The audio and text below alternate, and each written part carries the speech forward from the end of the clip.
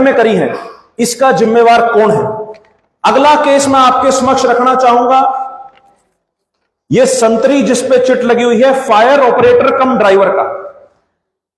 इसके अंतर्गत general category की जो कट ऑफ है, जो HSSC अभियान ने आयोग ने जारी की है, वो 47.50 है। और 47.50 कट ऑफ से नीचे के एक अभ्यर्थी जिसका रोल नंबर 23830 है, इस अभ्यर्थी के नंबर 47.34 नंबर है इसके सीईटी के अंदर।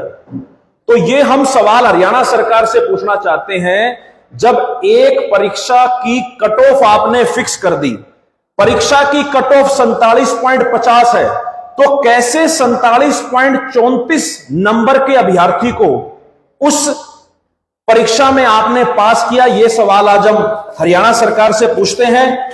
एक तीसरा नमूना इसके अंतर्गत ही, एक डिप्टी रेंजर के अंदर जनरल कैटेगरी की कट ऑफ 82 है। और अगर मैं आपके सामने एक रोल नंबर बताऊं 42478, इस अभ्यर्थी के जनरल कैटेगरी के नंबर बढ़ते हैं 81.59, जबकि कट ऑफ सरकार ने जारी करी है 82। तो ये गड़बड़ियां सीईटी के रिजल्ट में, जो पीएमटी की लिस्ट जारी हुई है उसमें लगातार हरियाणा सरकार के द्वारा, HSSC आयोग के द्वारा ये गलतियां की गई हैं।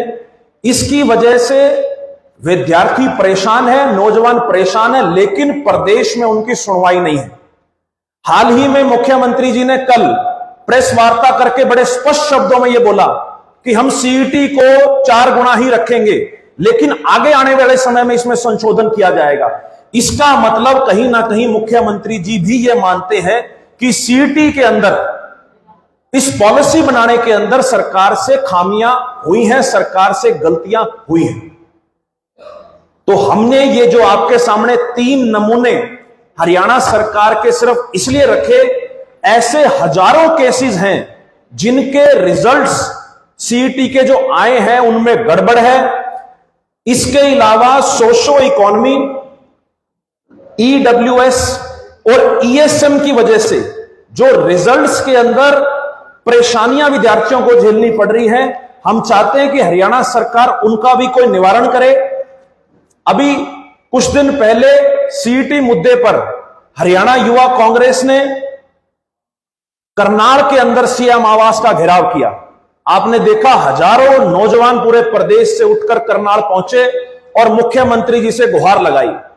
वहां प्रदर्शन के दौरान हमने सरकार के नुमाइंदे, वहां के एसडीएम साहब को हमने ज्ञापन सौंपा और उस ज्ञापन के माध्यम से विद्यार्थियों की जो मांग है वो सीईटी परीक्षा को सभी के लिए मेंस परीक्षा में बैठने का मौका जो है हरियाणा सरकार को देना चाहिए। हमने ये ज्ञापन के माध्यम से मनोहर लाल खट्टर जी तक ये अपनी डिमांड पहुंचाई, लेकिन आज उस बात को लगभग 20 दिन निकल जाने के बावजूद हरियाणा सरकार की तरफ से, मनोहर लाल खट्टर जी की तरफ से इस पर कोई भी पहल नहीं की गई।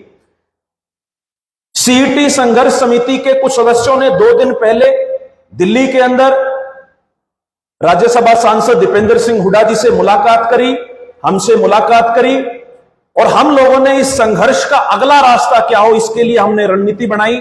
और आज आपके समक्ष मैं हमारे इस संघर्ष का अगला जो रास्ता है वो मैं आपके समक्ष बताना जा रहा हूं।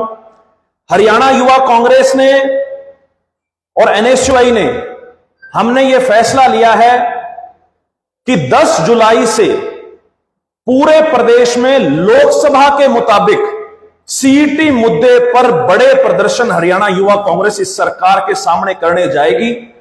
प्रत्येक लोकसभा में जिला सचिवालयों के बाहर बड़े धरने प्रदर्शन विद्यार्थियों को, अभ्यर्थियों को साथ लेकर हम लोग करने जा रहे हैं, जिसमें प्रदेश कांग्रेस नेतृत्व वहां पर हमें समर्थन देने और जो अभ्यर्थी हैं वो इसके अंदर पूरे बढ़ चढ़कर भाग लेंगे।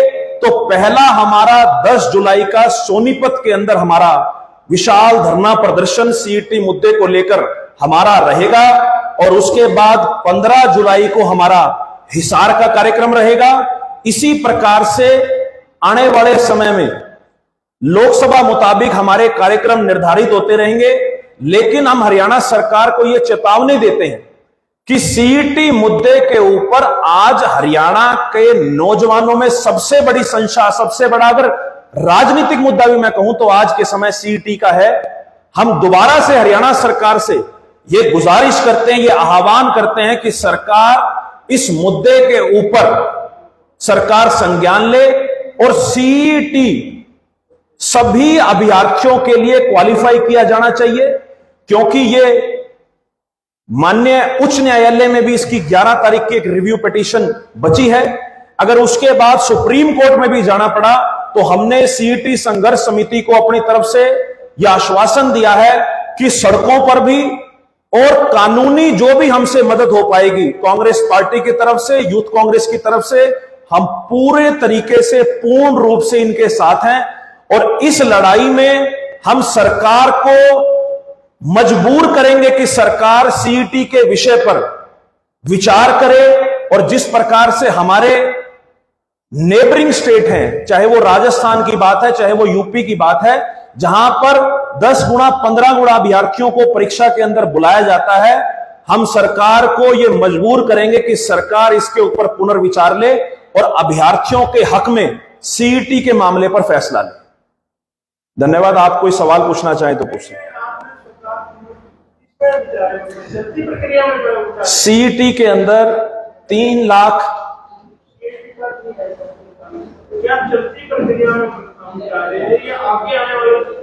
नहीं, करंट इसी प्रक्रिया के अंदर, क्योंकि 3 बार सरकार ने नोटिफिकेशन जारी करके एग्जाम्स पोस्टपोन करे हैं। 3 बार एचएसएससी ने नोटिफिकेशन जारी किया, लेकिन 3 बार वो रद्द किया गया। हम ये चाहते हैं, जो हमारी शुरू से एक मांग है, कि सीईटी के अंदर 3,59,000 जो अभ्यर्थी जिन्होंने सीईटी परीक्षा पास करी है, उन सभी को पेपर में बैठने का मौका दिया जाए।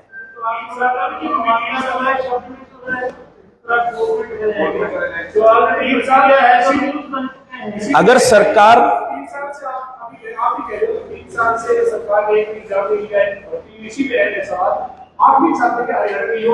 नहीं, हम बिल्कुल चाहते हैं, लेकिन हम चाहते हैं कि फेयर प्रोसेस होना चाहिए। जिस प्रोसेस के आधार पे सरकार ये भर्ती करना चाहती है, उसमें 20 से 25,000 सिर्फ अभ्यर्थियों को बार बार अलग अलग परीक्षाओं में बैठने का मौका दिया जाएगा। मैं सरकार से यह सवाल पूछना चाहता हूं, जब सीईटी परीक्षा सरकार ने कराई तो यह कहकर कराई कि यह प्री एग्जाम है। अगर उस प्री एग्जाम में 3,59,000 अभ्यर्थी पास हो गए हैं, तो क्यों सरकार द्वारा ऐसी पॉलिसी बनाई गई कि सिर्फ कुछ ही हजार विद्यार्थियों को उसमें मेन परीक्षा में बैठने का मौका दिया जाए? हम एक लार्जर इंटरेस्ट की बात कर रहे हैं। हम ये नहीं चाहते कि सरकारी भर्ती रुके, लेकिन एक लार्जर प्रोस्पेक्टिव में, एक लार्जर इंटरेस्ट में हम ये चाहते हैं कि सभी विद्यार्थियों को, अभ्यर्थियों को बराबर का मौका परीक्षा में बैठने का दिया जाना चाहिए।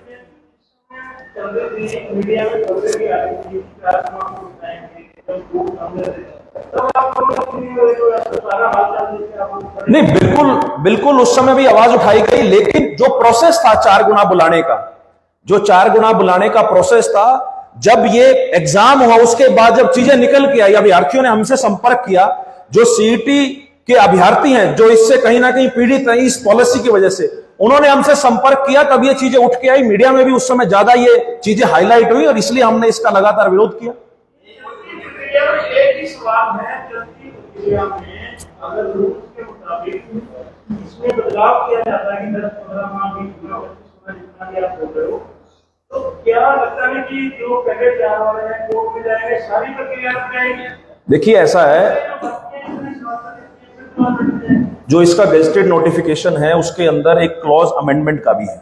हरियाणा सरकार के पास ये ताकत है कि हरियाणा सरकार कभी भी चाहे उसके अंदर अमेंडमेंट कर सकती है। अब मनोहर लाल खट्टर जी एक बात कहते हैं कि खेल शुरू होने से पहले नियम तय किए जाते हैं, लेकिन इस गजेटेड नोटिफिकेशन के अंदर, अगर मैं गलत नहीं हूं तो क्लॉज नंबर 16 ऐसा है जिसमें बकायदा सरकार की तरफ से पॉलिसी बनाते वक्त यह लिखा गया था कि इस पॉलिसी के अंदर कोई भी फेरबदल, कोई भी चेंज जो है वो हरियाणा सरकार किसी भी समय कर सकती है। नहीं,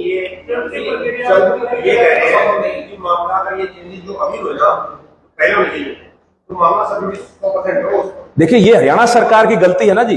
अगर हरियाणा सरकार ने ये पॉलिसी डिजाइन करी है तो हरियाणा सरकार की गलती है, और लेकिन क्लोज है वहां पर, उस गजटेड नोटिफिकेशन में क्लोज है बकायदा, और उसमें हरियाणा सरकार इसको चेंज कर सकती है, अमेंड कर सकती है।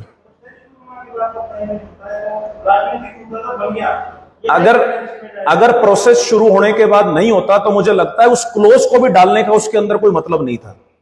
अगर उसको अंदर क्लोज डाला हुआ है तो इट मीन सरकार के पास कहीं ना कहीं सरकार उसको बदल सकती है, सरकार उसमें फेरबदल कर सकती है। भर्ती के लिए जो नॉर्म्स होते हैं वो 4000 का है, तो कट ऑफ के बेसिस पर खुला है, तो आपको वो क्या प्रॉब्लम है? पहली बात तो जो कट ऑफ के मैंने आपके सामने एग्जांपल रखे, इसमें ही गड़बड़ियां हैं।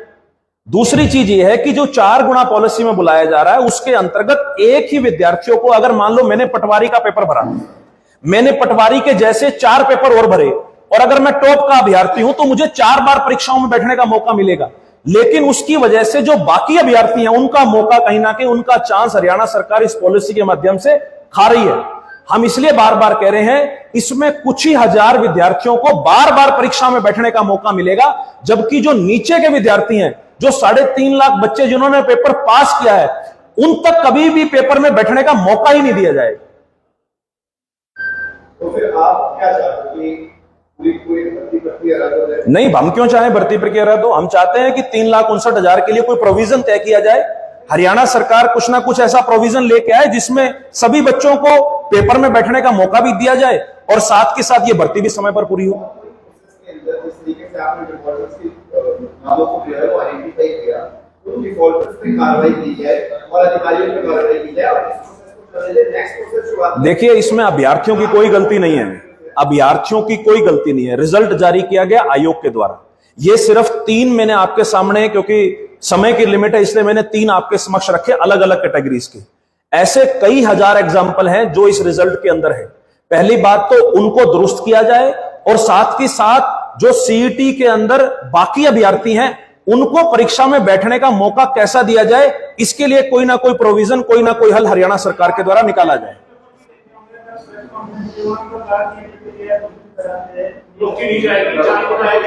और इन्हीं नियमों के तहत आप बताओ कि देखो,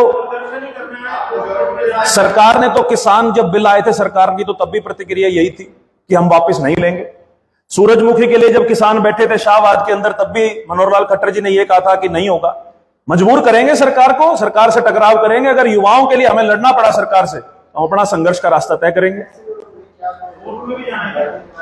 कोर्ट में तो अभ्यर्थी जाएंगे क्योंकि वो एलिजिबल हैं, उनके नाम पे वो हो सकते हैं, पर कानूनी सहायता जो हमसे चाहिए होगी जरूर प्रोवाइड करेंगे। देखिए, ये तो फिर हरियाणा सरकार को तय करना है ना। अगर हरियाणा सरकार को ये लगता है कि कोर्ट में जाने के बाद ये मामला, क्योंकि अभी भी 11 तारीख की रिव्यू पिटीशन बाकी है, 11 तारीख की इस मामले पे हाई कोर्ट के अंदर रिव्यू पिटीशन डली हुई है, उसकी सुनवाई है 11 को।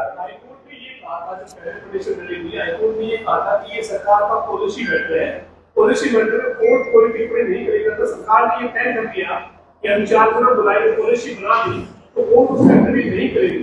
आप बार-बार कोर्ट में या व्यक्ति जा रहे हैं, आप उसको कानूनी मदद दे रहे हैं, इसका मतलब आप भी नहीं चाहते कि भर्तियां हो जाए। तो आप खुद ही करें 3 साल से भर्ती नहीं होने देते। पवन जी, कोर्ट के अंदर पहली पिटीशन डिसमिस होगी, दूसरी रिव्यू पिटीशन एक्सेप्ट भी होगी। आपकी जानकारी के लिए बताना चाहूंगा मैं, अगर उस रिव्यू पिटीशन के अंदर दम ना होता तो शायद वो न्यायालय में एक्सेप्ट भी ना होती। और 11 तारीख को उसकी सुनवाई है।